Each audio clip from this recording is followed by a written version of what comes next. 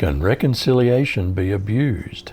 Do people abuse Christ's act of reconciliation on the cross?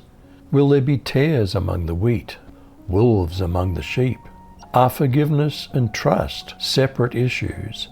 Let's begin in 2 Samuel 15. Did Absalom respect his father's reconciliation or plot a rebellion? Sometime later, Absalom got a chariot and horses for his own use, along with 50 men to run ahead of him. Absalom would get up early and stand by the side of the road that went through the city gate. Whenever anyone had a lawsuit to bring before the king for judgment, Absalom would call to him, "What city are you from?" When the people said, "Your servant is from one of the tribes of Israel," then Absalom would say to him, "No doubt your claims are correct and valid, but the king won't listen to you. If only I were made a judge in the land," Absalom would continue. "Then anyone with a lawsuit could come to me, and I would give them justice." Did Absalom plot to set himself up as king in Hebron? Whenever anyone came to Absalom and started bowing down, he would reach out and hug and kiss them.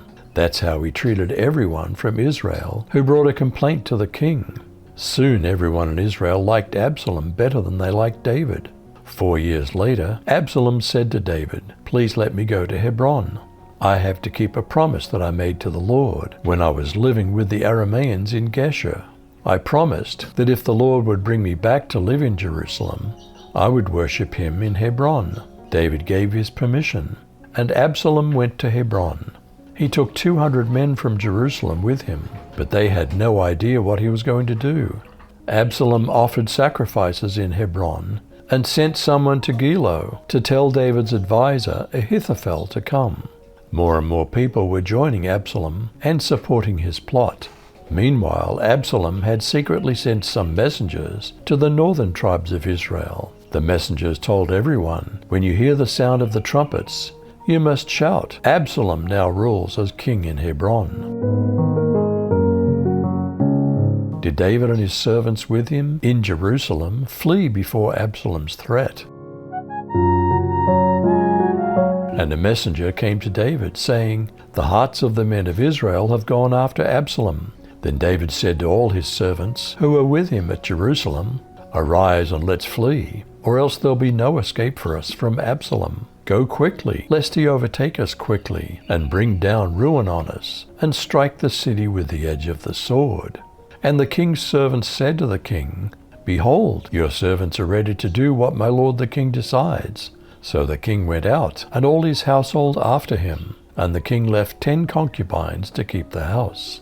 And the king went out, and all the people after him, and they halted at the last house, and all his servants passed by him, and all the Cherethites, and all the Pelethites, and all the 600 Gittites who had followed him from Gath passed on before the king.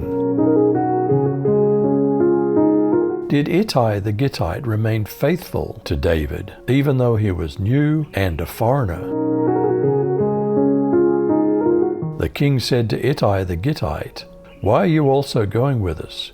Go back and stay with the new king, since you're both a foreigner and an exile from your homeland. Besides, you only arrived yesterday. Should I make you wander around with us today, while I go wherever I can?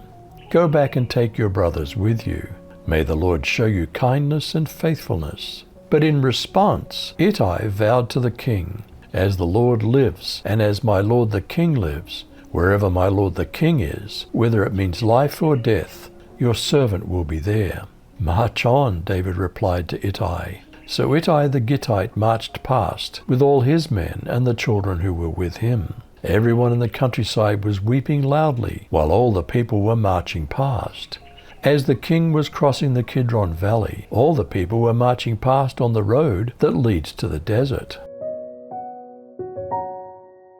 Did David have faith that God would protect the Ark of the Covenant in Jerusalem?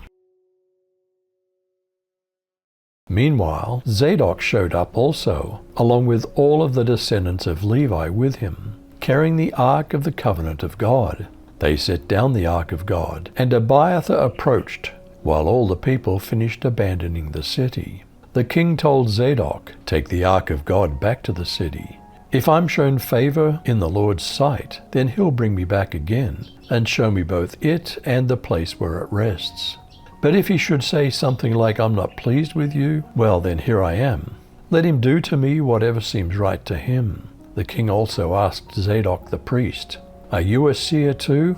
Go back to the city in comfort, along with your son Ahimaaz and Abiathar's son Jonathan. Look, I'll camp at the wilderness fords until you send word to inform me." So Zadok and Abiathar returned the ark of God to Jerusalem and remained there. David then left, going up the Mount of Olives, crying as he went, with his head covered and his feet bare.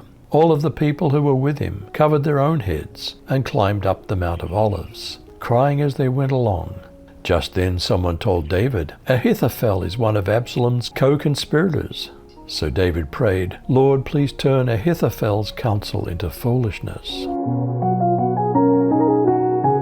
Did David conscript Hushai the Archite as a spy for himself?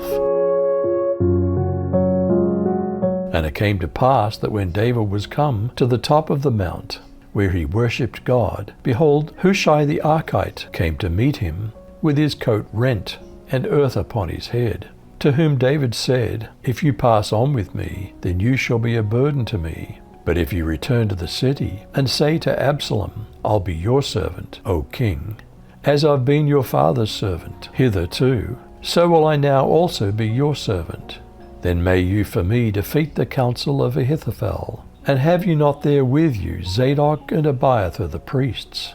Therefore it shall be, that what things soever you shall hear out of the king's house, you shall tell it to Zadok and Abiathar the priests. Behold, they have there with them their two sons, Ahimaaz, Zadok's son, and Jonathan, Abiathar's son. And by them you shall send to me everything that you can hear." So Hushai, David's friend, came into the city, and Absalom came into Jerusalem. In a parable did Jesus warn against weeding the wheat crop before harvest time. The slaves of the landowner came and said to him, "Sir, didn't you sow good seed in your field?